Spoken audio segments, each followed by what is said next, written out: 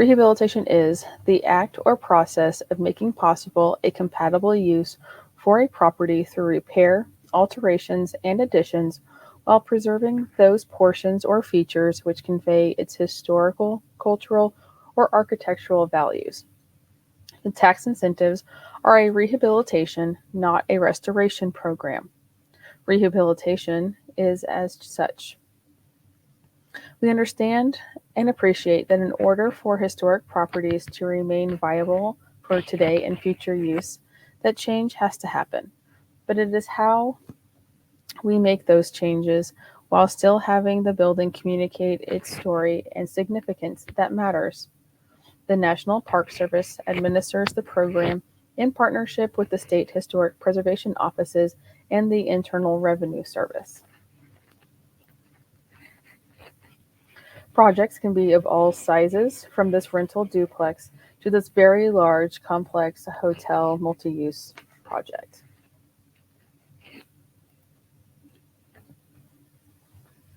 Tax incentives projects don't have to be large to be successful and to have a positive impact on a community. About 60% of the projects that receive certification each year cost less than $1 million. Tax projects also produce positive collateral benefits, such as generating new tax revenues and creating jobs. The Tax Incentives Program is a three-part review and approval process. Please note that this is an ask for permission program, not an ask for forgiveness program. The Part 1 describes the building's significance as well as its appearance and condition prior to the start of rehabilitation. The Part 2 is a description of the proposed rehabilitation work. And the Part 3 is the certification that the work has been completed according to the approved scope of work and that it meets the Secretary of the Interior's standards for rehabilitation. Please note that the MPS recently issued new forms. The new forms will have a revision date of 6-2023 in the upper left-hand corner. If you submit an old form, it will be bounced back to you to put it on the current form. MPS will not accept any old forms, so make sure you are filling out the correct form before you submit. So, how does the process work? The application process also has 3 steps. The applicant or consultant completes the entire application. We can provide guidance on preparing the application and on rehabilitation treatments if necessary. Additionally, we will meet the applicant and or consultant at the building for a site visit if requested. The applicant or consultant submits the application and supporting documentation to the State Historic Preservation Office. We need 1 hard copy for our state file and 1 digital copy submitted through our online portal for the National Park Service. We will notify the project contact that we have received the submittal, and then we have 30 calendar days from the day that we received the application to complete the review. If the application must be placed on hold for additional information, the review clock begins again once we receive the additional information. After completing our review, and if we have no concerns about the state of the application, we forward the application to the National Park Service with our recommendation. Please keep in mind that the National Park Service makes the final decisions on all applications and notifies the applicant. The National Park Service also has 30 calendar days to review the application, provided the application is complete. Again, if the application must be placed on hold for additional information, the review clock begins once they receive the additional information.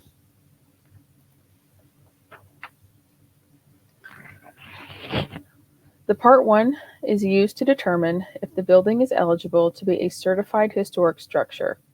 In addition to being income producing, eligible buildings are individually listed in the National Register, or contribute to a National Register listed historic district, and retain sufficient integrity of materials to be a historic building. A facade is not eligible for the tax credits, and a building must be a building by the definition of the IRS. Unfortunately, this means that grain elevators and silos are considered structures, not buildings, and therefore do not qualify. In the Part 1, the applicant describes the building's physical appearance and its historic significance.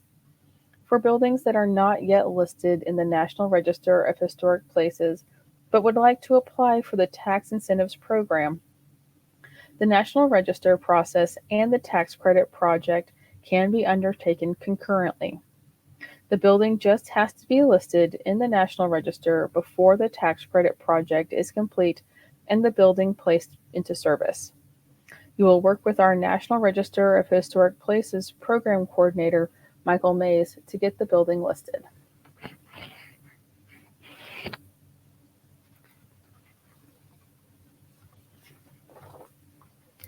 Applicants should be aware of several issues that can arise at the Part 1 stage of the application process.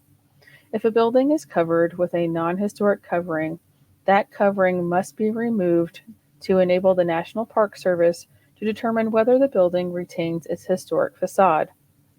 For example, if an early 20th century commercial building is covered with a 1960s metal windowless front, the 1960s material must be removed to determine whether its installation caused damage to the original facade. If this is not done before the Part 1 is reviewed by the SHPO and MPS, the application will be placed on hold until the covering is removed and photos of the original facade are submitted for review. Some historic properties contain multiple buildings that were functionally related historically to serve an overall purpose, such as a mill complex or a farmstead. Together, the buildings in these properties are considered to be one single property for review purposes.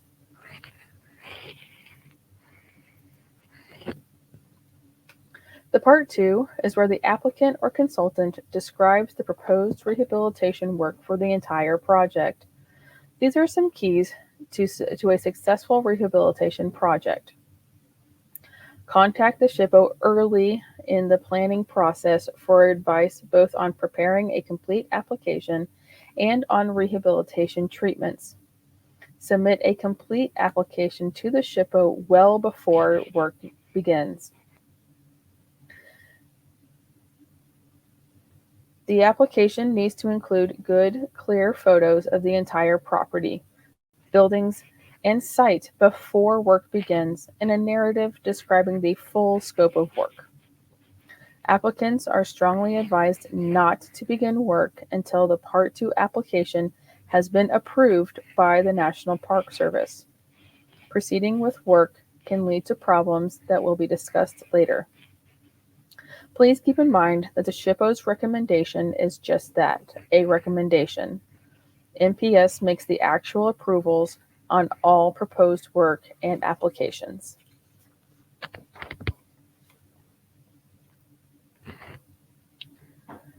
Here are some more keys to a successful rehabilitation.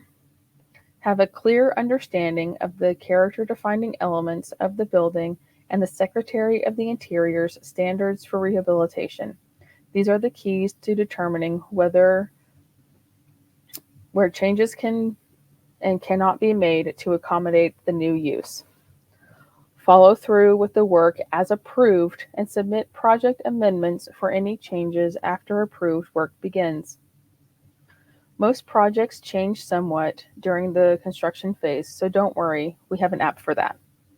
Changes are expected and are not a problem, but failure to submit amendments and receive approval for the changes can lead to work that does not meet the standards. Be or have an informed owner. A well-informed owner is the best asset a project can have, as they will be able to identify problems and ask for help from SHPO and from Park Service so that problems can be solved before they are irreversible. for consultants, a well-informed owner will better understand why they have to do the things they have to or why they're not able to do some of the things they want to. Remember, this is a tax incentive to follow the process and standards, not a right. Technically, a property or a project owner should be able to complete the application for a small to medium-sized project. But for large or complicated projects, owners may want to hire an experienced team. Good members of the team should be an architect, a preservation consultant, an accountant, or a tax attorney. The owner must take responsibility to ensure good communication among the team members.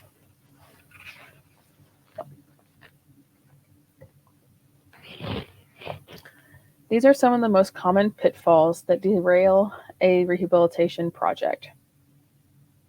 Proceeding with rehabilitation work before receiving the Part 2 approval is the biggest pitfall. If the applicant has done work that does not meet the standards, and if no remedial work can undo the problematic work, the rehabilitation project will not be approved. Refusing to negotiate project changes in response to guidance provided by the SHPO and Park Service is another pitfall. During their reviews, these offices may identify work that does not meet the standards and may make recommendations for modifications that will meet the standards. Applicants who are unwilling to explore changes may not receive approval of their projects. A final and unfortunately too common pitfall is assuming that local review undertaken and approval received equals approval of the Part 2 application. It does not. Again, and I cannot reiterate this enough, that just because the city or the SHPO says one thing, that does not mean that NPS is going to agree with it, and they ultimately have the say in what is appropriate and approved and what is not.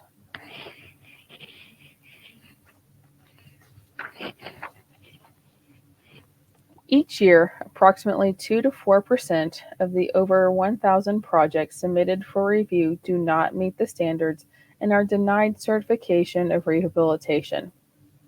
There's a strong correlation among the keys to a successful project, the pitfalls that derail successful projects, and the causes for denial of certification.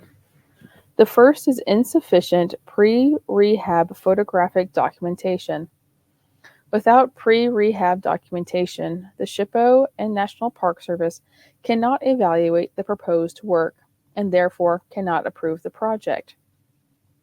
It'll take as many photos as it takes to adequately show what the property looks like. A second leading cause of denial is work that is already completed and that does not meet the standards. As previously mentioned, the National Park Service consistently encourages applicants not to begin work until the Part 2 has been approved. Another common cause of denial is that the new use is too intense for the building and site. While the new use itself may be reasonable, it may be too intense for the historic property. As an exaggerated example, converting a row house into 3 apartments might be a program that meets the standards, but turning the same row house into 7 apartments likely would not meet the standards. It's not the use, but the intensity of the use and the level of change it causes that leads the project to not meet the standards. In terms of specific rehabilitation treatments, substantial interior demolition is the leading cause of denial of certification of rehabilitation. This is often related to the intensity of the program. Converting a building into 3 apartments will be less intrusive than converting it into 7.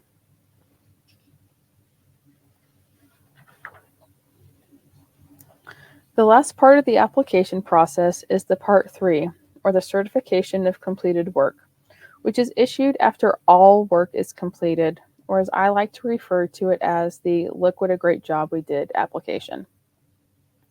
If the building or historic district is not yet listed in the National Register, certification is not final until listing is complete. If any additional work is undertaken within 5 years after the final certification, that work must be reviewed by SHPO and the Park Service and must meet the standards for rehabilitation.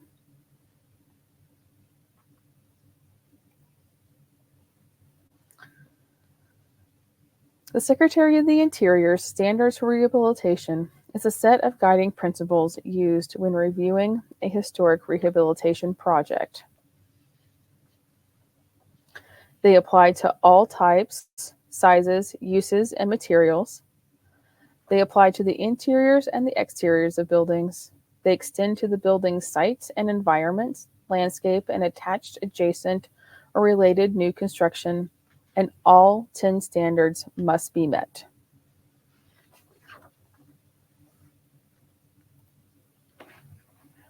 The 10 standards are based on 3 basic principles. 1. To retain and repair historic materials, features, and spaces. To retain the building's historic character even if the use changes. And 3. To design compatible, reversible additions and alterations.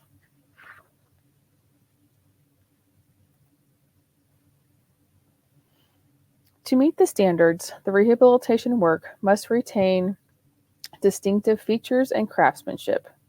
I think we all can agree that this building would not be the same if it was anything but a public gathering space due to the overall volume and sheer level of detail in the features. Historically, this was the main banking lobby for the First National Bank and Trust Company building in downtown Oklahoma City. It is now a dining room, bar, and lounge as part of the recently completed multi-use rehabilitation.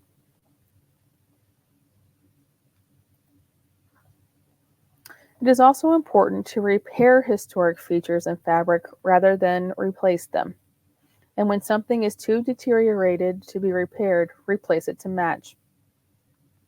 In this rehabilitation, the wood siding and shingles are being repaired. Sections of the materials that are too deteriorated to be repaired are being replaced to match. For wood, it is important that replacement materials also be wood due to the natural expansion and contraction of the material. If you were to use a synthetic material, it would not have the same qualities and may damage the historic materials.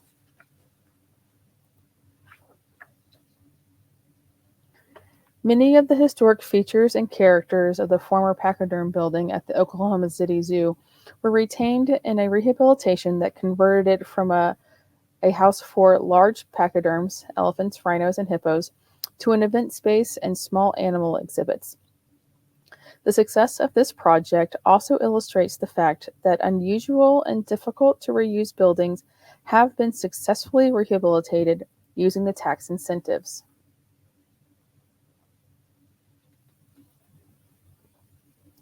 Many rehabilitation treatments are common across building types and must be planned carefully in order to ensure a successful rehabilitation project. On the exterior, windows and other openings are a big deal in helping to preserve the overall historic look of the property. A window with divided lights looks a lot different than a fixed window with just one large light.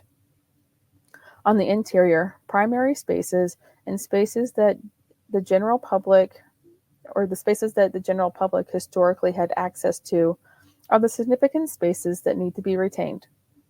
New construction, new additions, or rooftop additions on the historic building must be subordinate to the historic building and designed in a compatible yet differentiated way.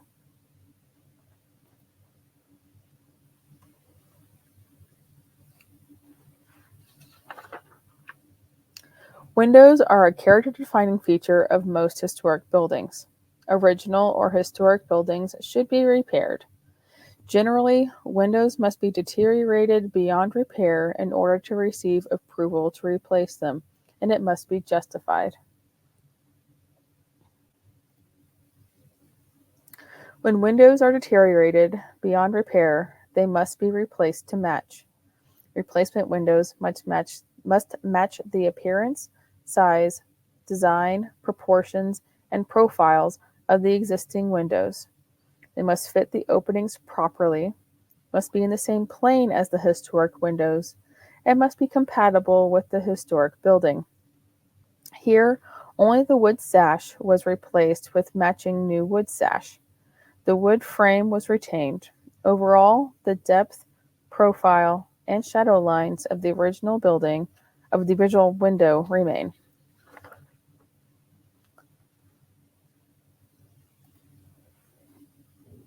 Changes to primary elevations should be minimized. For example, installing new features such as balconies on primary elevations changes the historic character of the building and does not meet the standards.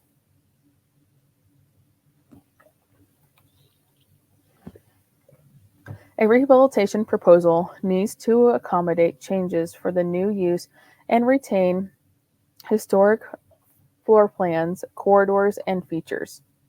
As previously mentioned, extensive demolition of interior elements is one of the leading causes for denial of rehabilitation projects. All of the historic corridor and partition walls have been removed in this building. The support beams remain to mark the formal location of the historic corridors.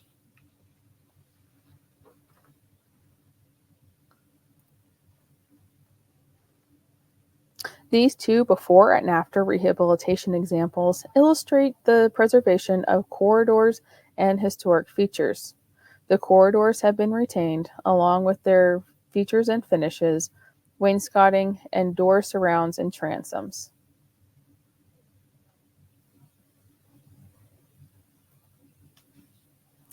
Corridors that have been finished historically should remain finished. Mechanicals should not be exposed as they are in the photograph on the left. Boxing in mechanicals in certain areas is one option to install new mechanicals while retaining the historic ceiling height as shown on the right.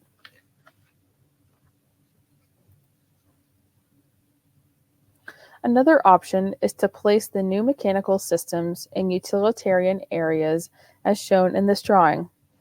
The new soffit for mechanicals is above the transom head on the room side of the corridor wall. New mechanicals should never cover the heads of windows. Existing wall penetrations should be used where possible in order to avoid destruction of historic materials.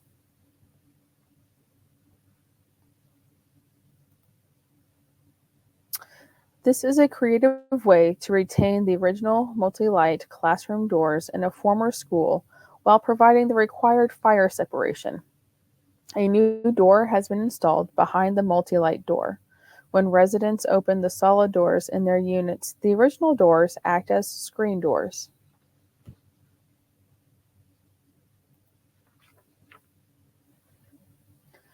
Historic wall surfaces should be preserved in a rehabilitation. Historically finished spaces must remain finished spaces. Their wall surfaces should be repaired or replaced in kind where they are deteriorated to the point that they cannot be repaired. For example, the finished space on the left has been deconstructed to look like a warehouse. In the upper right, plaster has been partially removed to create a wall feature and to highlight a fireplace mantel. The exposed brick and deconstruction interior may look trendy, but they do not meet the standards. In the same manner, historically exposed brick surfaces, such as those found in real loft buildings or industrial buildings, should be left bare.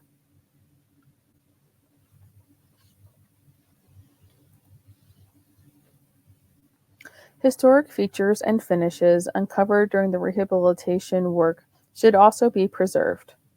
Before rehabilitation, the finishes in the dining room of the Scriven Hotel in Oklahoma City appeared to date from the mid to late 20th century and to lack any historic significance. Removal of these non significant elements revealed the early 20th century mosaic tile, which was restored.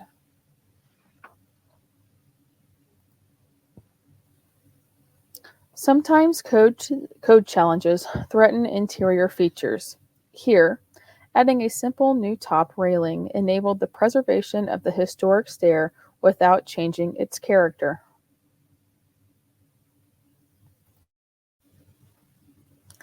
Another common code challenge is open stairs. Many localities will grant waivers to retain open stairs and achieve fire rating by doing a combination of treatments. One successful option is a glazed wall that retains the visual connection of the staircase and the corridor and satisfies fire code requirements.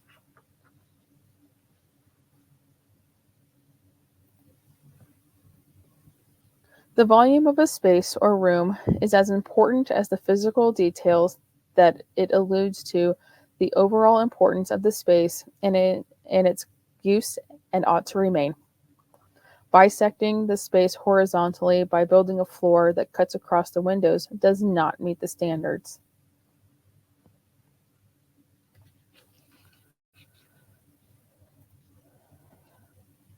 Carefully placing a mezzanine in the center of a large space retains the open character and appearance of the space and does meet the standards.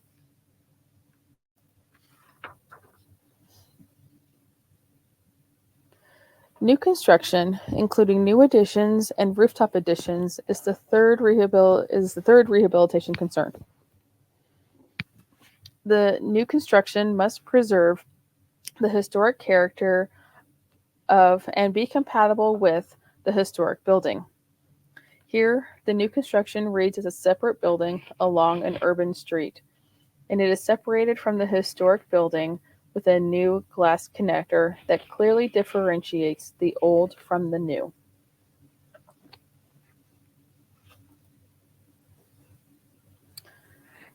To meet the standards, additions must be compatible with the historic building's massing, size, scale, and architectural features, and must be differentiated from the historic building to preserve its character. The addition shown here, which duplicates the historic house, does not meet the standards.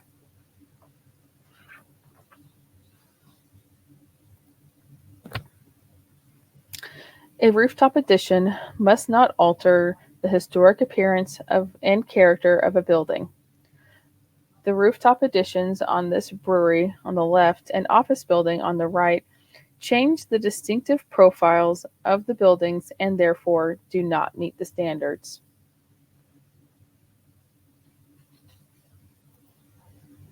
In contrast, these rooftop additions are set back from the edge of the building that are tall to where they are only minimally visible from the right of way across the street and therefore do meet the standards.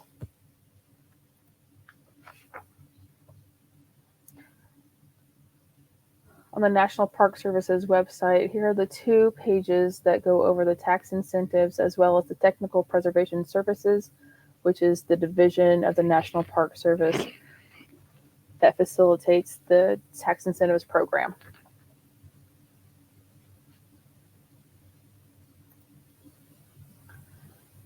So now that we kind of have an idea of what the process looks like, let's look at what the tax credit actually is.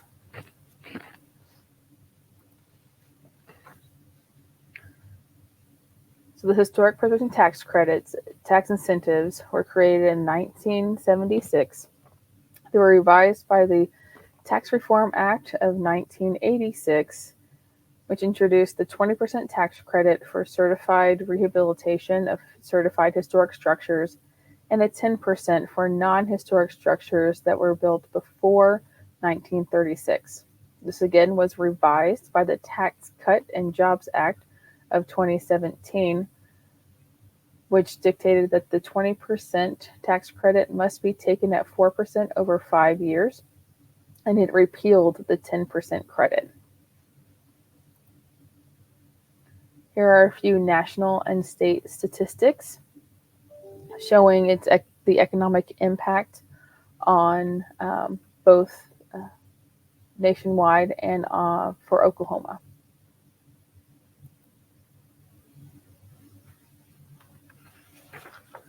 Every year, the National Park Service issues an annual report for the previous fiscal year that gives an overall view of the impact that the Historic Preservation Tax Incentives Program has made nationally and by state.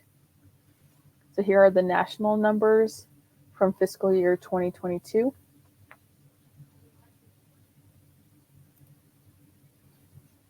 And here's the breakdown of Oklahoma's numbers from that same year.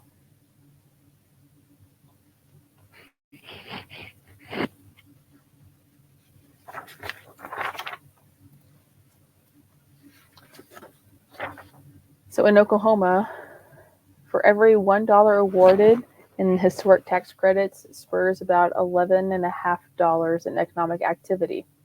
The Oklahoma Treasury receives more than 50% of the money back before the credit is awarded. And building rehabilitation produces more jobs than oil and gas well drilling. So, what is a tax credit? A tax credit is a deduction or a lowering of the income subject to taxation. A credit is a lowering of the tax owed dollar for dollar. And for the 20% credit, 20% of the qualified costs spent in a certified rehabilitation of a certified historic building. And again, the 10% credit was repealed in 2017. So, a certified historic structure is a building that is listed individually in the National Register of Historic Places or a building that is located in a registered historic district and certified by the National Park Service as a contributing resource to the historic significance of that district. A substantial rehabilitation is the rehabilitation expenditures must exceed $5,000 or the adjusted basis. And the adjusted basis formula is the purchase price of the property minus the cost of the land plus the cost of improvements already made minus depreciation already taken. And once the substantial test is met, all qualified expenditures, including those incurred outside of the measuring period, qualify for the credit.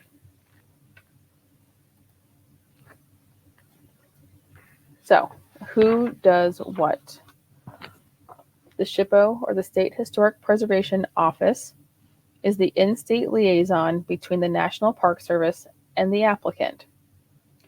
NPS, or the National Park Service, facilitates the program. The IRS, or Internal Revenue Service, issues the tax credits.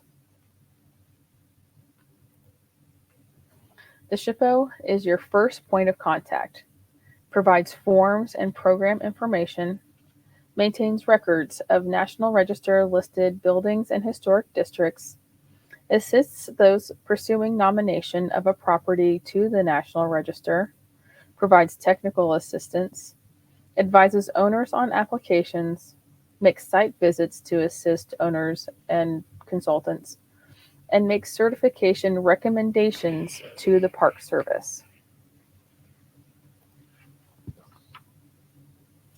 The National Park Service reviews all applications for conformance to the standards, issues all certification decisions, approvals, denials, transmits copies of the decisions to the IRS, and develops and publishes program regulations, standards, applications, and information.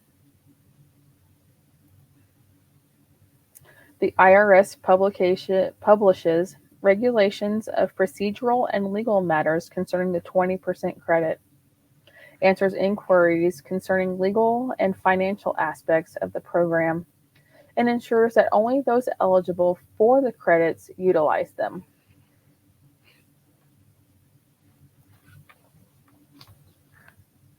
The 20% rehabilitation credit involves three parts. Part 1, the evaluation of significance. Part 2, description of rehabilitation. And the Part 3, request for certification of completed work.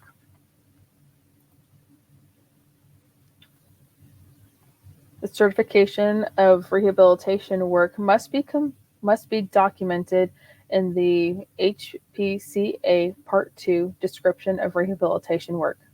Seek advice before you begin work. And after work is completed, the owner submits the Part 3 request for certification of completed work. Only a completed project that meets the standards for rehabilitation is approved as a certified rehabilitation.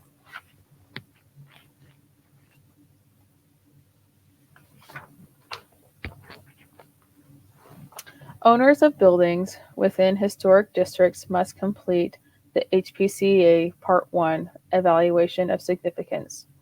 Owners of buildings individually listed on the National Register of Historic Places are already certified. And the Part 1 is not required 99.9% of the time. The other 0.1% is where there's an additional building on the property that was not discussed in the National Register of Historic Places nomination. So some other situation where NPS asks for a Part 1 to clarify something with the property.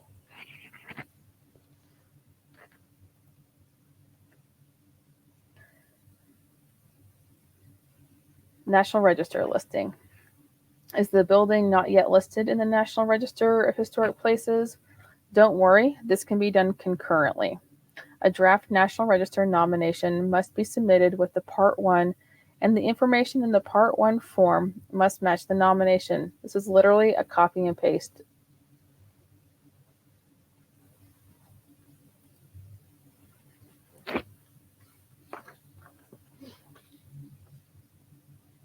The Part 1 records the current physical description of the building with dates of construction and any alterations, records the historic significance of the building, and the information should be the same as in the draft National Register nomination.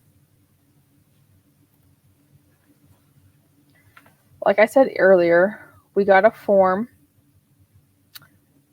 back in August of 2023 with a submittal change. Make sure that you are using the most up-to-date form, as any old forms will not be accepted by the National Park Service. And these are fillable PDFs.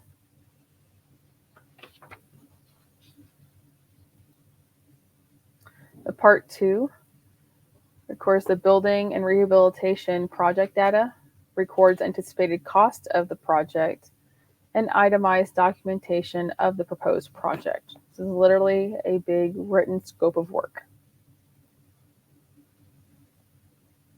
A certified rehabilitation is the rehabilitation of a certified historic structure that is approved by the National Park Service as being consistent with the historic character of the property and, where applicable, the district in which it is located.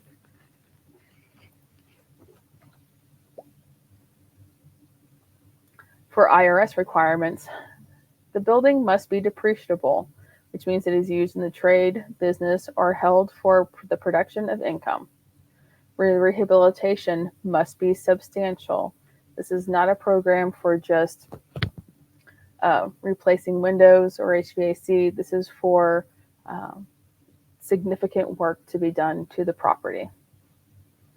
Maybe a phased construction with a 60-month measuring period. You must have a set of plans and specifications for each phase, and it's reasonably to expect that all phases of the rehabilitation will be completed. This happens a lot for our larger projects. I always recommend doing a phased project, as it allows you more time and considerations to do the project. You cannot go back during the project and ask it for it to be phased after you've started the project. It has to be disclosed before. A property must be placed in service. The credit is allowed the first taxable year that the rehabilitated property is placed in service. It must be a certified historic structure at the time that it's been placed in service, which means that the Part 1 must have been filed before the building was placed in service. And qualified rehabilitation expenditures are the only expenditures where that's actually where you can claim the credit of, because not everything that you put into the project will be a QRE. Basically, if you were to take the building, turn it upside down and shake it, whatever does not fall out would be a qualified cost, more or less. Here's the Part 2 form. Again, it is a fillable PDF. And again, make sure that the form says 6-2023 in the upper left-hand corner. And make sure that you have everything that you need for the submittal. To make things easier, we have made checklists for both the Part 1 and the Part 2 that are available on our website on the tax credits page.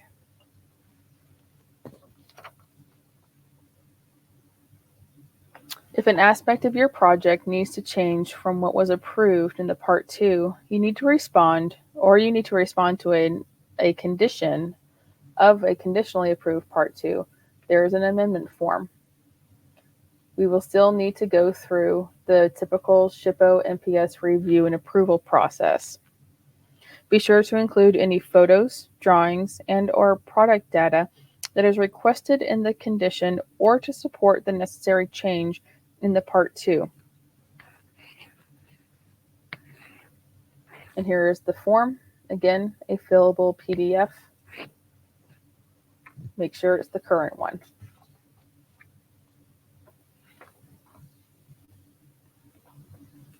For the Part 3, it documents the final cost of the project.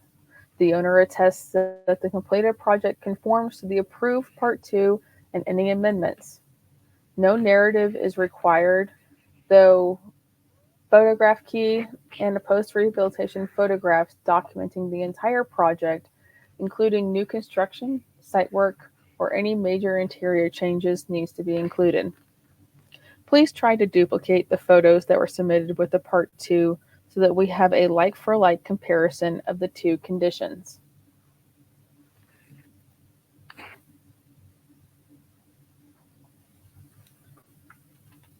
With the Part 3, again, please try to duplicate the photos that were submitted with the Part 2.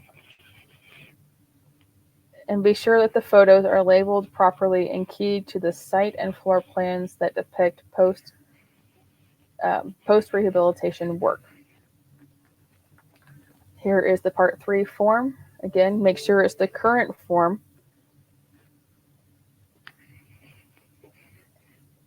And the subsequent page is for any additional ownership that is necessary to include.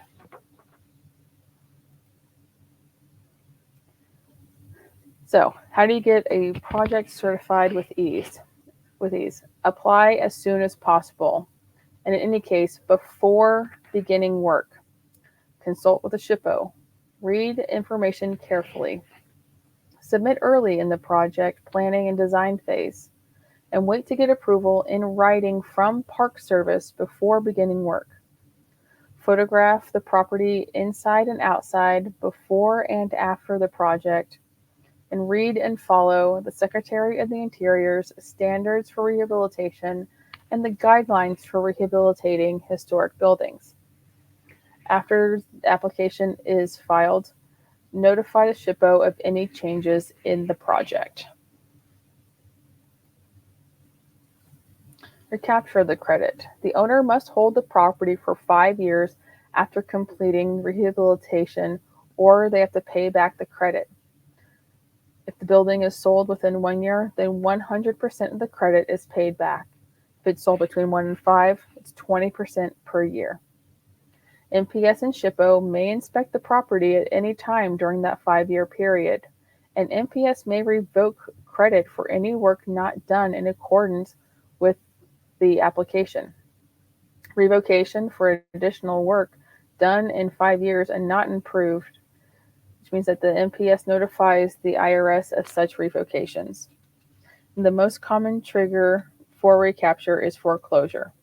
This is not a program for flippers.